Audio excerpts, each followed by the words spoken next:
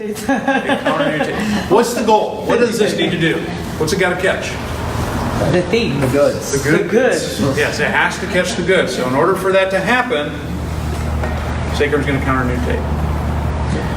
What that does then is that creates an anterior rotation of these innominates.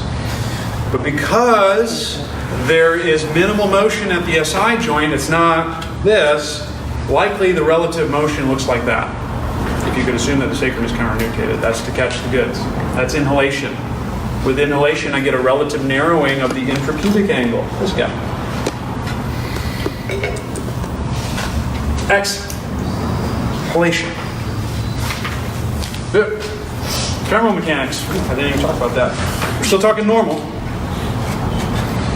But as I do this, if I can get my femurs to do.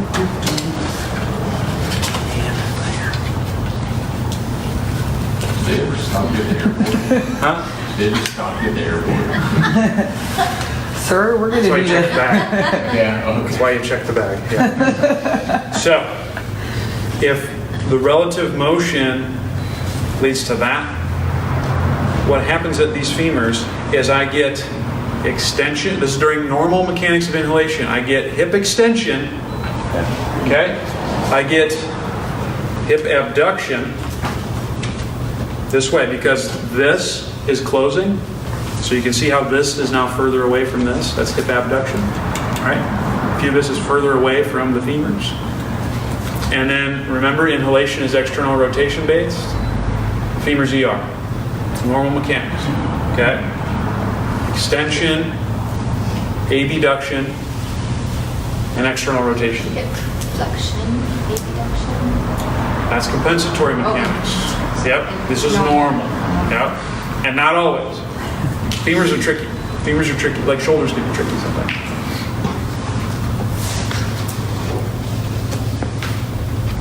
Exhalation. We flip-flop everything. Talk to me. What's going on at the sacrum during exhalation? Nutation. What does that do to these innominates? Posterior rotation. Infrapubic angle widens. So I'm here. Okay?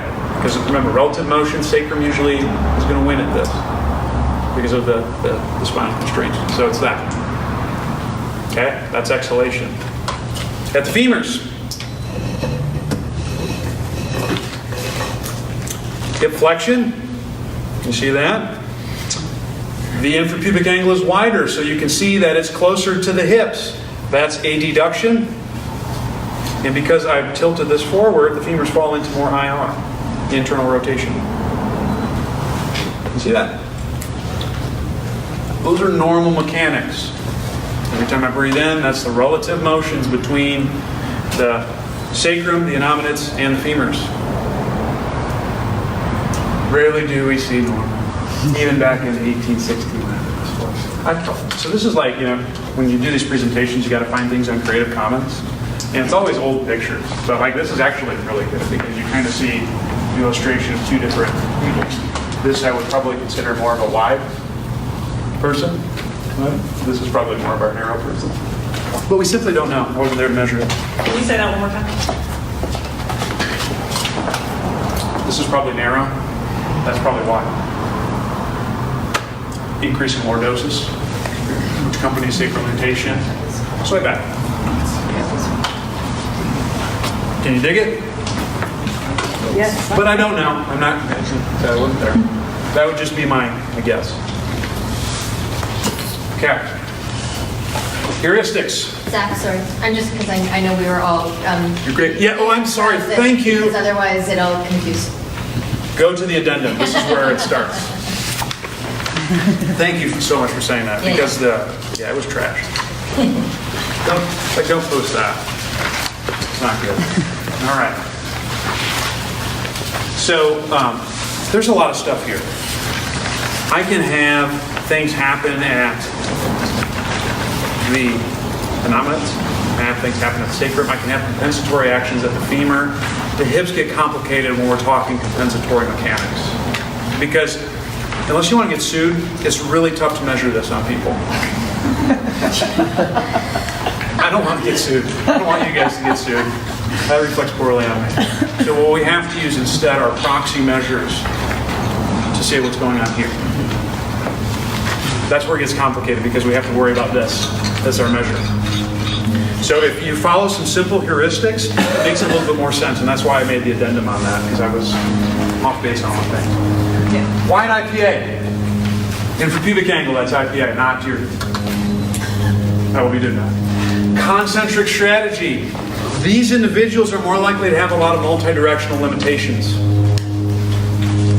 I need to widen my base of support. I don't want to move. Everything is more at end range, and I don't have degrees of freedom available at my disposal. Narrow IPA.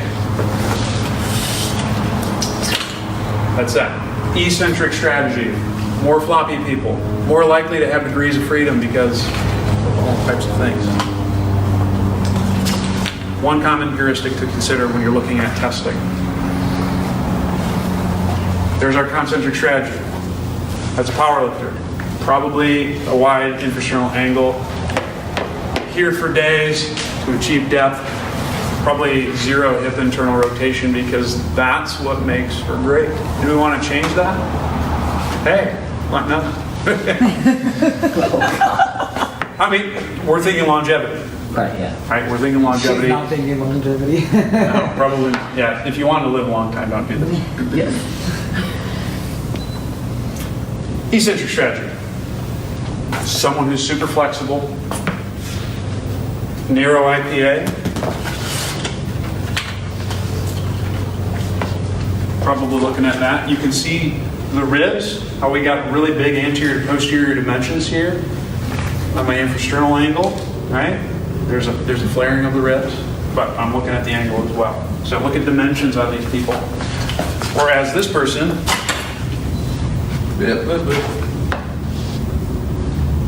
very big torso, this direction, compared to our other person. What about unilateral?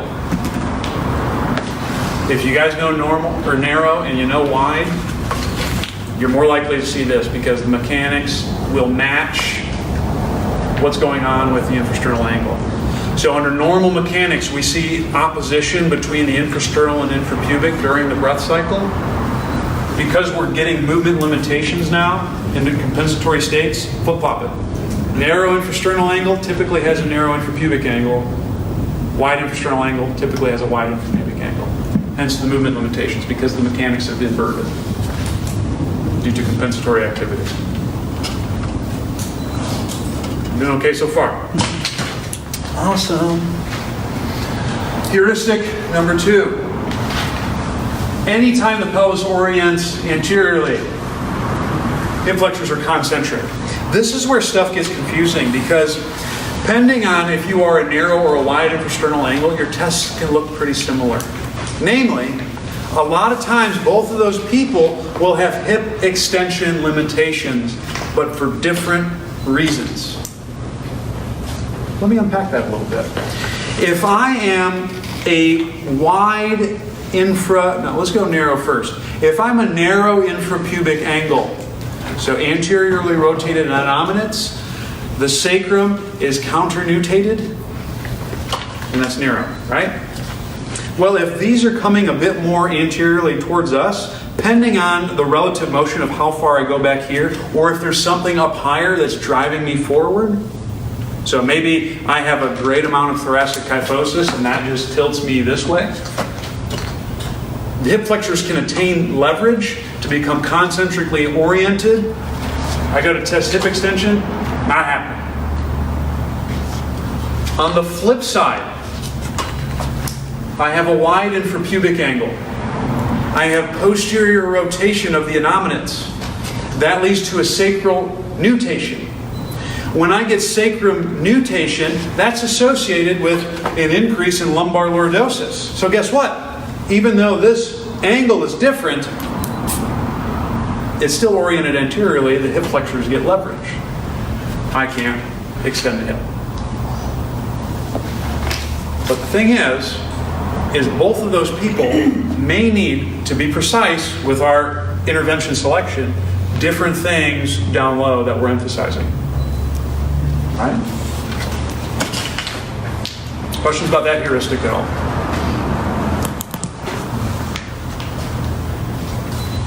Last thing, I think. Maybe, there is one more. Femurs, compensated rotation. We're going to go over hip internal and external rotation. But I would say this is probably the most important heuristic right here. Because I think one thing that I've redoubled my efforts on is making sure my people have full hip extension. Because I think a lot of times we'll test that and we'll be like, that's pretty close. Maybe we can test some of the other stuff. No, this has to be perfect. Because a lot of times if you get this perfect, you get full extension, and then that allows some of our frontal plane motions to be tested fully. You won't even have to worry about rotation. Like, redouble your efforts on this. But sometimes you do have to worry about rotation. Femurs compensate. What can happen? Do you guys remember the normal mechanics that occur with the infrapubic angle during inhalation? Yeah, inhalation, right? IPA narrows. What happens at the femurs? Yes. Extension. Abduction. Yeah. And external rotation. Okay? Well, if this is me and I'm here, what may happen, just like with the hands or the arms when I need to do purposeful movement, you can see compensatory IR, in this case, to right the femurs forward. You could also see something happening at the tibia. We're not going to go too far into that, but that's a potential option I have to live my life. On the flip side, right, IR normally, I might compensatorily externally rotate to right my femurs back forward. Okay? And that's how we can get some funky measures with a lot of different people in hip rotation, and that's why it's not always reliable as your first thing to look at. We'll go into that more deeply. The ultimate heuristic, though, guys, is when things get crazy. Bam, just trust your tests, right? And we'll go through a hierarchy of what's important down here because it can get confusing with people because it's not as reliable, I would say, as it is upstairs with some of the shoulder testing I've looked at. Okay? Pelvic testing. Let's go to guns. There's young Zach. That was me and my lightest. I was 157 pounds, down from 187. Did it in 3 months, and then my dad said I was getting too skinny. Dad being, well, so I decided to gain some weight. Ober's test.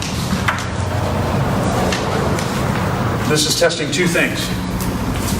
Hip extension, do I have it? Do I have it with integrity? And hip adduction. That's all it is. That's why I wrote hip adduction here. I don't care what the name of it is. It's not a special test. It's a range of motion test. I just like it because you can kill two birds with one stone. Do you need this? No. Test it. Hip extension, adduction, however you want. I just find this very convenient. What else do I got next? Then we have hip abduction. So Ober's test, my goal is I want to try to get the knee to the table at 0 degrees of hip extension. Right? That tells me I got enough extension that I can likely have all the options available at the pelvis, anterior posterior orientation, and whatnot. And then the adduction tells me that I have that available at my disposal as well. Okay? Hip abduction. Goal is 45 degrees. What that tells me is how well I can close the infrapubic angle. This is hip abduction. Because what I'm doing is, as I'm moving the IPA closer together, the femurs are going further apart from its attachments here at the pelvis. Okay? On the flip side, with hip adduction, I'm looking at how well I can open up the infrapubic angle. Can you see that? Okay. Hip external rotation. Goal is 60 degrees. Generally, that's associated with stuff on the back side. How well can I get that to offset? Because all your hip external rotators are posterior here, right? So if I can't ER, likely I have some posterior stuff going on. No, I'm sorry. There would be stuff on the front. It would be all your hip internal rotators. Let me say that again. Your hip external rotators are posteriorly, so I have concentric activity of these guys. If I can't external, that would be your internal rotators, which there are no primary internal rotators, but that oftentimes is stuff on the front, so maybe like your TFL. Could be some of your adductors that are limiting that. Basically, I need to be able to do those. Okay? Sorry, that was confusing. Are we okay on that? Hip IR, 40 degrees. That is how well can I make the posterior hip eccentrically oriented. All right, all the external rotators are on the back side. I need to be able to IR to be able to get them to eccentrically orient. Those are all the tests. Priorities. This is how you want to go about it though. Okay, there's a lot more tests, but if you can hit in this order, hip extension first. Okay, I need to be able to access all the other planes. If I don't have hip extension, I probably can't. Then go with abduction. Hip extension is important because in both a narrow infrapubic angle and a wide, I can have my Ober's test be limited for different reasons, like we talked about. Posterior rotation, but the sacrum nutates so far that I have an anterior orientation or tilt, if you guys hear anterior and posterior tilt, of the pelvis in total. Hip extension limitation because the flexors have concentric orientation. All right? In the narrow case, I can still have the hip extension be limited in my Ober's, right? Because of concentric orientation. But also because the femurs are in a relative abducted orientation, that is, I have concentric activity of my hip abductors, so glute me, glute in, all that. It's much harder to adduct the hip as well in those people, right? That's where you can have hip extension and potential adduction limitations in both cases of a narrow or a wide. How are we doing with that? Can you say the last bit again? Sorry. Yes. So I got the concentric orientation of the with hip flexors with the wide with the wide infrapubic angle. So when you go narrow infrapubic angle, I can't add the that. hip extension is because they end up getting more into their lordosis and forward also, then like they're anterior tilting also. So it's probably not because of the lordosis. Right, but because the sacrum's counter-nutated. But what's probably happening is something higher up, because I can shift forward because of an increase in kyphosis or forward head, that could also create a relative anterior orientation that limits hip extension. Gotcha.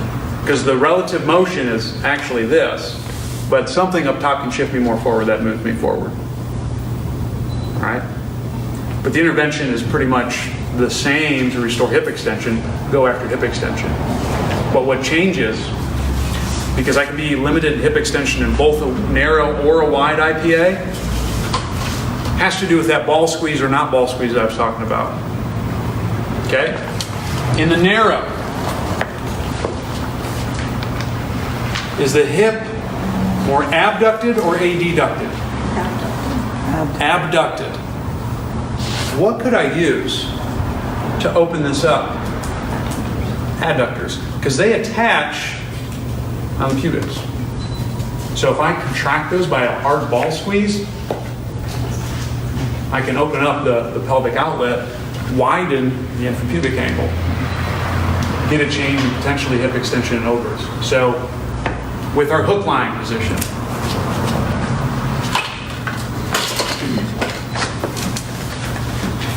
squeeze, opens up the infrapubic angle, drive hip extension. Because I have potentially, if I have a hip extension limitation, an anterior orientation somehow. That's leading to that. But what I've changed is what I'm doing in the frontal plane to address that. Mike, you look like you're in deep thought. Okay, I just want to make sure I'm clear with this, because I do see what's going on. I don't know if it's because it's 5:30 and we've been on with this for a minute too. But we can go over this again tomorrow, so if you don't get it right now, that's fine. Whereas with the wide, nutated sacrum, wide IPA, we're here. I can still have the hip extension limitation. So I got to do this, but I don't need to squeeze Y here. Because they're already adducted. I don't want to make them more adducted. So what I'm doing instead, because remember there's also that rotational component at the femurs, I use the ball as a placeholder to put the femurs in a relative neutral position so I can get hamstrings to help pull me, hamstrings and glutes evenly distributed to pull me into the orientation I need to get into. Sorry if that was confusing because I was kind of going all over the place, but are we doing okay with that? So on a narrow, we wouldn't be chasing hamstrings as much as we'd be going after adductors. Or would you still want hamstrings? Is hip extension limited? And it's not just hamstrings either, it's glutes. Yeah, you want both. Especially, and I should talk about this now. Let me see where we're going next. Okay, yeah. Especially the closer I get to terminal hip extension.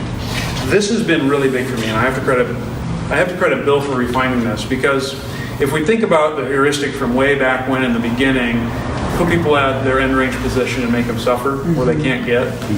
Well, a lot of times, and you'll see this on the overs, you'll get someone who you can take the full hip extension, but then they, hopefully not Right now. they do that, they lever forward. Just like they levered forward in horizontal abduction, just like they lever forward in IR. Okay, well, why is that? I'm glad you guys asked. Has anyone heard of gluteus maximus gait or seen that with someone? So what that is I have a situation where I have lost the ability to contract my glutes. I hope I never get that. It's a pretty nice glutes, in my opinion. But what happens is when those people walk and they can't get the glutes to get the good hip extension, because the glute max attaches on the gluteal tuberosity right here, so it's closer to the joint, better control, they walk like this. So that levers anteriorly because they have to use their back extensors and their hamstring to try to act as the hip extender. It's not pretty. So, hamstrings and glutes are important. The closer you get to terminal hip extension, the more you need glute max to help you get that. And if you can get that with your people, a lot of times this stuff won't matter because it's going to clear up along with it. Because I think a lot of the limitations that we see are due to not being able to get the sagittal plane fully. So when I'm coaching, I would start with people maybe getting hamstrings, progress to making sure they only can get the glutes to get the last bit. But a lot of times I would say practically I'm going more right after the glutes. Yeah, that's good. The only thing that's different, and it's kind of interesting too, is if you have someone who's narrow and you do the squeeze, they'll actually get a lot more glute with that. Because the glutes also attach here, so they're doing things to pull the innominate into a relative orientation that's desirable. Right, so they actually might be able to get more glutes with that because you are normalizing the mechanics or the orientations of the pelvis. And what will often happen if they're not getting the squeeze is they'll get a hamstring cramp. Because glutes are not leveraged proximally, so they're going to try to lever with the hamstring. Not fun. You know how bad it is. Let's say hi to the fam. What to do, fam? Keep it real, but not to the extent where things go wrong. Stay hungry, stay learning, stay moving, and I'll see you next time.